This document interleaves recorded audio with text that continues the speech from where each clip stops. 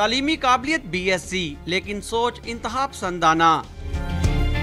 Punjab society میں مارے جانے والے دہشت گرد کا خاندان 14 سال سے نادر آباد کے علاقے علی پارک میں مقیم ہے۔ محمد علی کے اہل خانہ میں والدین، 3 بہنیں اور 1 بھائی شامل ہے۔ والدہ بیٹی کے ساتھ جبکہ والد 2 بیٹوں کے ساتھ الگ الگ رہائش پذیر ہیں۔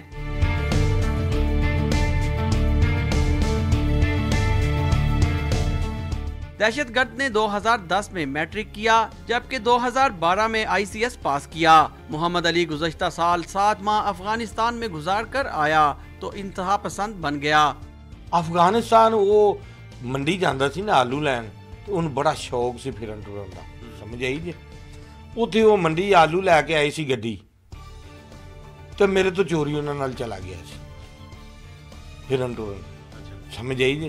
وہ پھر اتنے جس لے گیا تو اتنے وہ انہوں دا اپنا جھگڑا ہے سی وہ بندیاں دا اس علاقے دے وچ۔